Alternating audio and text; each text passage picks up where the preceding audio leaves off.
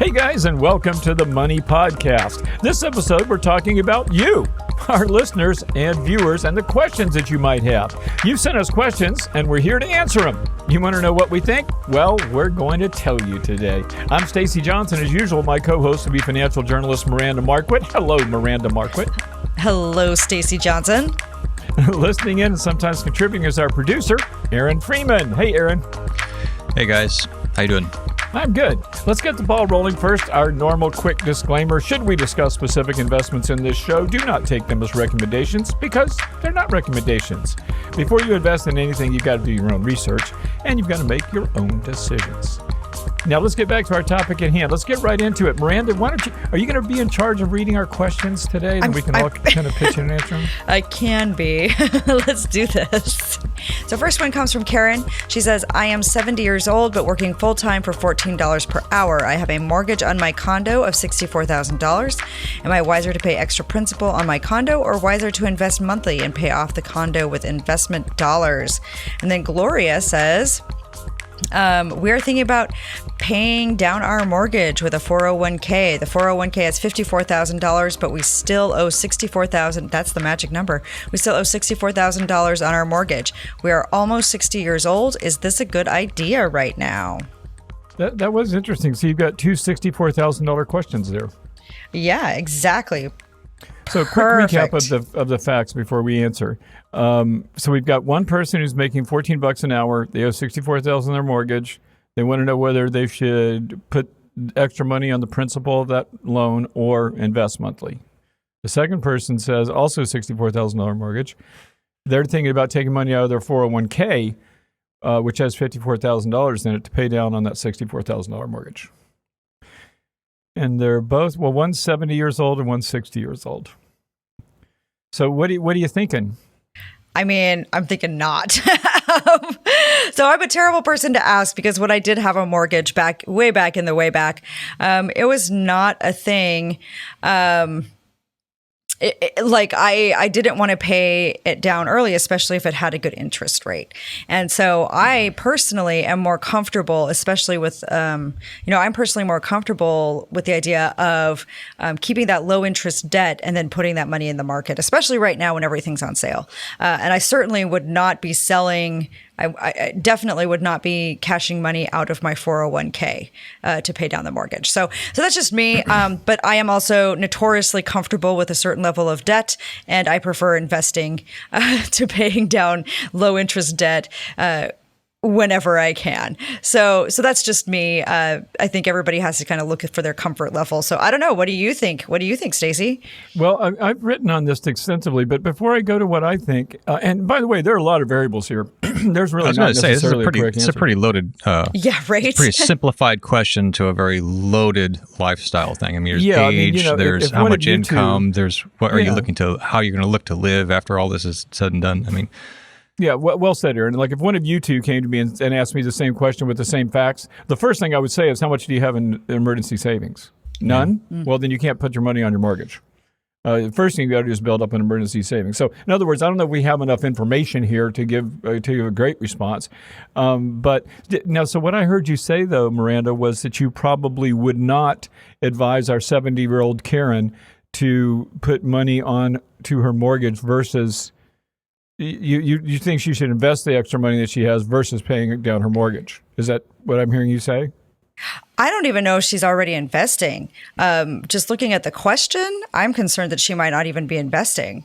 I mean, that's where I'm at, is I'm looking at it and going, I have a mortgage on my condo. Am I wiser to pay extra on the principal or wiser to invest monthly and pay off the condo with investment dollars? I don't know that she's even investing. So when you were talking about, like, do you have an emergency fund? Do you have that stuff? I'm actually very concerned about how much savings that she has to begin with. And, if you've only got $64,000 left in your condo, I mean, that's something that later on, if you decide you move, you can at least sell it and then take the forced savings out of that. So I don't know. I mean, like, personally, that's what I say. Like, that's why I say you have to figure out your own comfort level with debt. For me personally, depending on the interest rate and everything, like if I had a 3.5% mortgage, I would not be paying that thing down early. I would be putting my money. Yeah, I was going to say, we also don't know what interest rate they're paying. Yeah, we don't know what the interest rate is. If they're paying 18%, that's one thing. If they're paying 1%, that's something else. Yeah, so there's a lot of things here we don't know. But me personally, let's look at what we do know. What we do know is that their age is at an age where they're not going to look at higher incomes down the road. Right, that's true. They're closer towards retirement. So if you're leaning more towards retirement and you've got a mortgage, you've barely got any savings, what's your guys' suggestion here? Well, you got to have savings. You got to have savings for sure. Yeah. So it's more important than the mortgage paying off. Yeah. What are your thoughts, Aaron?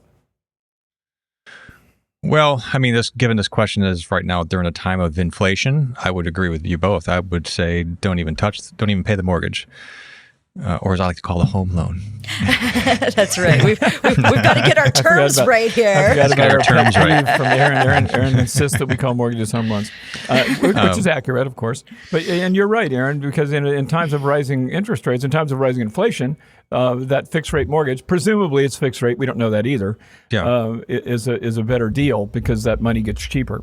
Let me make just a few general comments about paying off your mortgage early. Okay. There are several advantages to paying off your mortgage early. One of those is increased cash flow. When you're no longer making a mortgage payment, you can use that money to increase your savings. Another advantage is not having that obligation over your head. Not only does it feel good, but should everything go south, at least that's one less thing you have to worry about. Now, also, if you're earning less on your savings than you're paying on your mortgage, paying in mortgage interest, you're going to be richer. Okay, so if you're paying 1% or getting 0.01% on your savings account at the bank and your mortgage is 4%, then you're going to be richer by paying off that mortgage with those savings. That's just math. But now remember, though, that a mortgage is also, or equity in your home is a very illiquid asset. So in other words, if you need money for an emergency, it's going to be hard to get it out of your home once you paid off your mortgage. It's not impossible. We know we can borrow against our homes. And actually, by the way, if you're retired and not making money, it's going to be really hard for you to get a home mortgage loan. It's going to be hard for you to take money out of your house because what they look for is income. And I know this personally because I was between jobs once, had $200,000 in the bank, wanted to pay off a $30,000 refinance a $30,000 mortgage, and I couldn't do it. They didn't care how much money I had in the bank. If you don't have income to support that mortgage, you can't take money out of your house. You can't refinance it. So these are all things that you should pay attention to. Obviously, so having equity is relatively liquid. Now, let me get specific. Here's when you would pay off your mortgage. 1, you've got all your retirement accounts fully funded. You're cycling as much as you can. You've got an emergency fund. You don't need the cash, okay? Number 2, you've got a ton of savings in an account that's earning almost nothing. It's earning less than the mortgage. Number 3, you're not getting a tax deduction for any number of reasons, either because your income bracket or your tax bracket is too low, or you make too much money. Or 4, you can't see any future use for the cash. I throw this in there because I had a mortgage. My mortgage is, I actually have $5,000 left on it, but I had a mortgage and used cash to buy. I kept a bunch of powder dry, and in 2012 I bought the house next door, and I had to pay cash for it because there was no borrowing money then. So in other words, I had a mortgage when I had enough money to pay it off. I didn't pay it off because I had better use for that cash. I bought the house next door. I fixed it up. I sold it for $150,000 profit. So, but if you have no use for the cash and it's earning next to nothing and your mortgage is, higher than your savings rate, then pay it off. Now, here's some situations where you might be better off leaving your mortgage intact. 1, you're earning more on your savings than your mortgage is costing. You got a 3% mortgage, you're earning 12% in the stock market. It's pretty hard to argue with that math. Right. 2, you're getting a substantial tax deduction. You never get a mortgage just for the tax deduction, but what the tax deduction essentially does is it lowers the cost of that mortgage. Mm-hmm. 3, you might find something better to do with your cash, the situation I just described. So these are the things you would look at to pay off, to determine whether you pay off your mortgage or not. There is, and there's some things, those are the objective things. The subjective things are, hey, it feels great to be debt-free. And it's something I think everyone should aspire to. So I don't know if that really answers either one of our question here, Karen or Gloria's question, but these are just some considerations you would always think about before you decide whether to pay off a mortgage or not. Main thing, make sure you got a lot of cash on hand. Don't put your money where you can't get it back if you need it, which would be paying off a mortgage. You guys agree? Disagree? Further comments? Yeah, and I think that I think that makes a lot of sense because like you do want to take a look at your situation and where can the money be put to use and what kind of situation you're looking at down the road. Cool.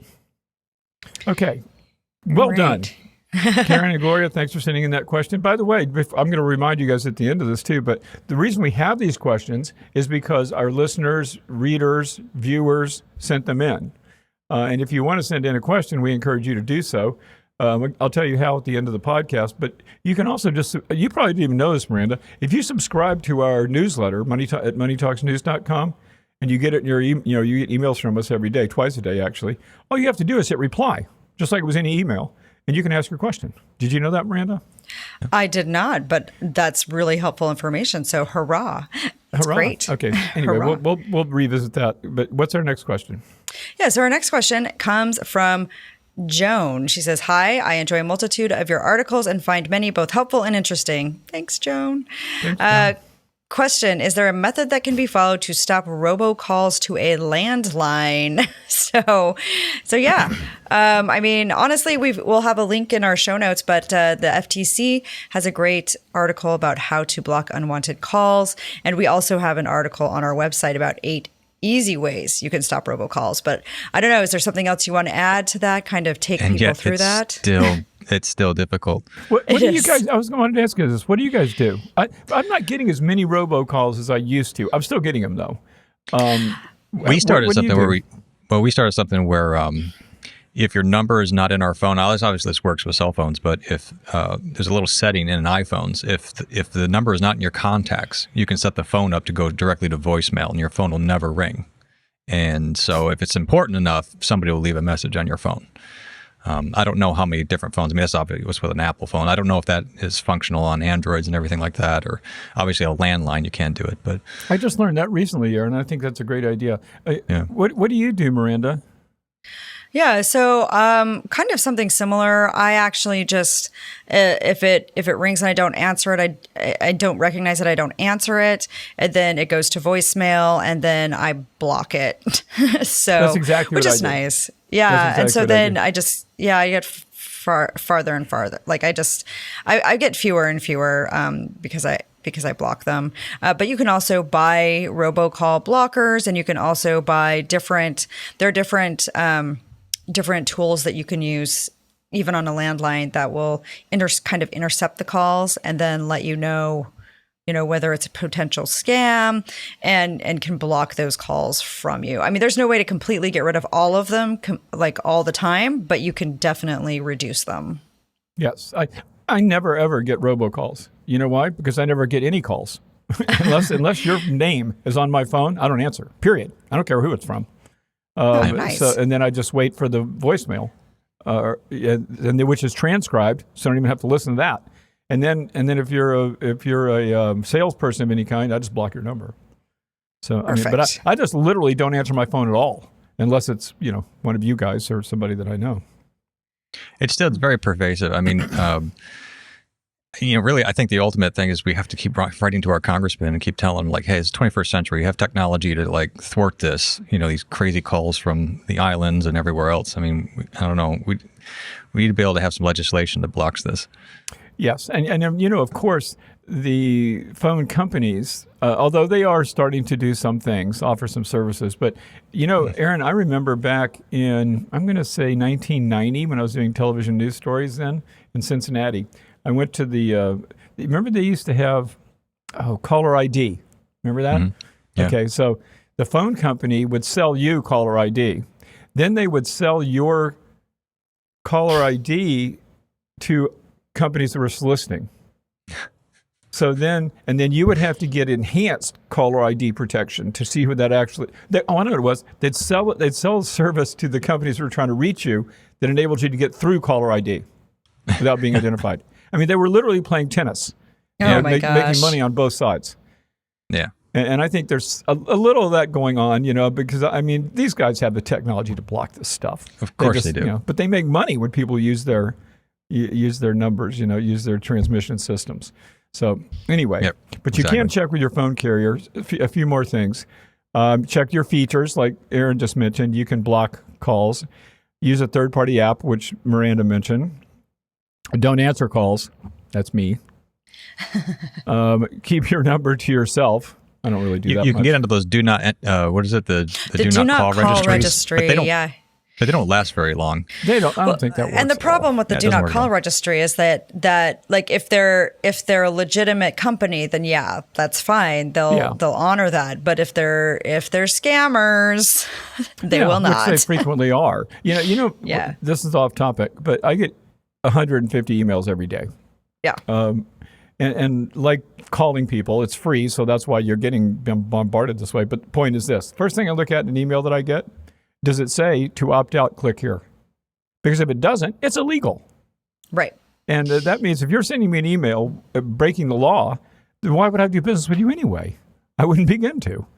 So, that's one of the things I do. And then I also block those, with email, but off topic a little bit, but anyway. Yeah. So here's a fun one. Here's a good question from Sissy. She says, with all the craziness going on right now, what are your thoughts on pulling money from the banks? I have heard people talking about how a bank holiday may be coming soon. For example, what happened in Greece back in 2008, 2009. And we should pull our money out of the banks now, and that because we have lost control of our currency. Before we answer this question, I've got to take a really quick break here, okay? We got to pay the bills. We're going to be right back, and we're going to answer Sissy's slightly paranoid question. Be right back. Okay, we're back. I didn't mean to criticize you, Sissy, in any way. I mean, I can understand why there's some fear going around right now. But a bank holiday means the bank's closed, you can't get your money out. Like the Great Depression. Not necessarily that you're going to lose your money permanently, but they're so freaked out. As a matter of fact, this just happened with crypto this week, right? Right, with Celsius. Yeah, Celsius shut down and is not letting people take money out. So. Oh, poor Celsius. Yeah, but I mean, that's what she's talking about. And so I'm sure we're all going to agree. Miranda, what would you advise Sissy? I think it's a good idea to take a step back and just, kind of think about stuff a little bit. But no, I wouldn't pull all my money out of the banks at this particular point. And even if you did pull your money out of the banks, like if there really is a problem, like what would you do with it? Yeah, that's a good point. You're going to have to sit around with a bunch of cash, get Krugerrands. Yeah. But this is not a problem. I mean, first of all, she's saying we've now lost control over our currency. No, we have not. We have not lost control of our currency. The Federal Reserve is doing things as we speak, as a matter of fact, which they're about to raise interest rates again. It's the middle of June. They're about to raise interest rates again. That is them definitely taking care of our currency. As a matter of fact, the U.S. dollar is stronger now than it's been in 20 years. So we do not have a currency problem. We do not have a problem that's going to usurp our entire banking system. Yeah, so I think the only issue that people would probably take with what you just said there, Stacy, is that many people believe that the Federal Reserve is us losing control of the currency and that they are. So it's just kind of interesting to look at that. But the problem is like, what are you going to use instead? When we get right down to it, what are you going to use instead? We've already seen that cryptocurrency is not a viable alternative. I like my crypto as much as the next person, but we can see right now it's not a viable alternative. Well, I kind of want to wonder, like, what does she mean by craziness? What's the craziness going on? Well, I guess she must be. Is the market going through a correction? Yeah, I mean, the markets, both bond and stock markets, are going berserk right now. But that's happened multiple times throughout America's history. Yeah. Well, this looks like, this reads like somebody who's not reading mainstream news sources, and actually that's something I would encourage Sissy to do. I'm not going to suggest that she's off in the hinterland somewhere, off in the weeds. But what I would encourage you to do, Sissy, is read some factual websites like CNBC, like Market Watch, like Barron's, like the Wall Street Journal, and you probably won't be as panicked. Because the economy is going through a tough time right now. There's no denying that. However, I've been doing this for 40 years. The economy's been in worse shape than it is right now, and certainly I'm not worried about runs on the bank. Just make sure that you don't go past the limits of $250,000 of insured deposits in a bank that's a member of the FDIC, and you should be totally fine. The U.S. government can print currency. If you've got money in the bank, you're going to get that money back. I would not worry about that at all. Yeah, that's a good suggestion. Okay, Mark, he says, why would my FICO score go down when there are no related issues apparent in Equifax, Experian, or TransUnion? What do you think? I mean, there's lots of stuff, right? Like if you pay off your debt, oddly enough. So if you've actually paid off your debt, your credit score could go down. If you don't have anything, new going on, your credit score could go down. I mean, it's actually very frustrating, right? Because your credit score is a measure of how well you handle debt, not how well you actually manage your money. Yes. Aren't these all different measuring systems?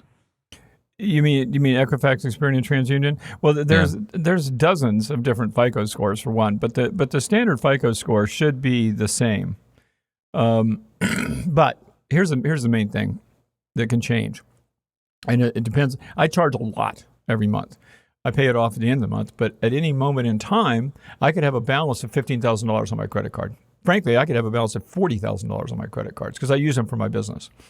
So if you pull my credit when I've got a $40,000 balance, my score may be less than at the end of the month when I paid it off and have a zero balance.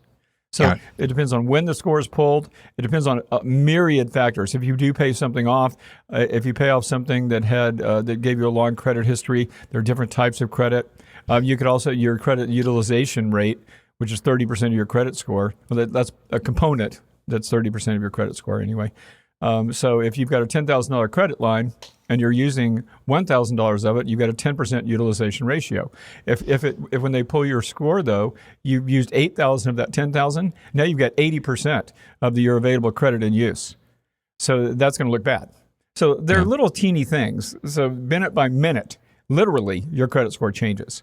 So it shouldn't go down a ton. And if it does, then it's time to start finding out why, pulling your credit report at annualcreditreport.com and taking a good look at it. Mm-hmm. But it really, it is going to fluctuate for sure all the time. So Mark is basically looking at this every day. But if Mark is using it to get a loan or something like that, he should probably control his spending a little bit on the credit cards while he's hunting for a loan. He should do that. And he should also be careful about when he's hunting for a loan too, because applying for credit, if you apply for lots of credit, applying for credit can also lower your credit score. So you have to do it right.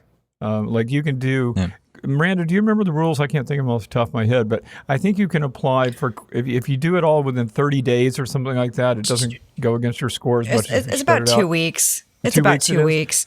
So and it's got to be the same kind. So if you pull a bunch of for car loans, all of those will be clustered together as one. If you do it for mortgages, all of those will be clustered together as one. But they usually, I think it's 2 weeks. But if you are applying for credit, definitely pull your credit report and definitely make sure that everything is accurate, and don't close accounts. Just leave everything like it is until you get that loan approved. But don't be really worried too much. I've had a question recently where somebody's credit score was 780 and then it went to 760, and they were just pissed about it. And I'm like, they weren't even borrowing money. It was a retiree. Right. I paid off my house 20 years ago. And I'm like, well, what are you worried about then? Who cares? I've got an 850 credit score. You know how much that means to me versus you with a 780? None. No difference. I don't care. Okay, so anyway. Yeah. So I think here's one that's kind of interesting and a doozy. Carol says, love your articles. Lots of good advice. Nice. Says, I have a question. I'm over 65 and retired and own my home. I have no mortgage. I'm thinking of moving my disabled veteran son into the home, and then I would move into an apartment. Since I live in Idaho and no one can afford Idaho anymore, I feel that, sister. I feel that. I'm currently trying to figure out my own housing situation. So I feel it. But she says, since I live in Idaho and no one can afford Idaho anymore, I was thinking to charge him the rent he can afford and using that to help pay my rent. The problem with this scenario is I think the county will take away my homestead tax credit. In essence, I would not only be subsidizing my son's rent, but also increasing my taxes. It's just the two of us and the bulk of my nest egg is in the home. Do you have any thoughts about this or perhaps a better way to set it up? And yes, I did pull the Idaho tax code and look at that. And once you move out of your home and it's no longer your primary residence, you do in fact lose that homestead tax credit. So that's something that you are going to have to keep an eye on, especially since, not to wax political or anything, since our state legislature messed up our homeowner exemption in 2016 and won't fix it. So here we are. So Miranda is, for those of you who are not picking up on this, is a resident of Idaho, and a candidate for state legislature. So she knows her stuff in this regard. But I don't know. I mean, Stacy, what about you? Like, I mean, we've got some articles on how to help your boomerang kids. I'm actually kind of confused by this question. So basically what she's saying is she's got her son, he's a disabled veteran, so he's probably we don't know for sure, but he's probably receiving his benefits. And so she's thinking like, well, if I move him into my house, then he'll have a place to live, and then he can just pay me an affordable amount of rent. Well, why wouldn't she put him in the apartment and her stay in the house? Probably because the apartment is more expensive in the house. Okay. I mean, I'm just looking at stuff right now with my own situation and like weighing like, okay, do I try and buy this house from my landlord or do I just suck it up and get an apartment?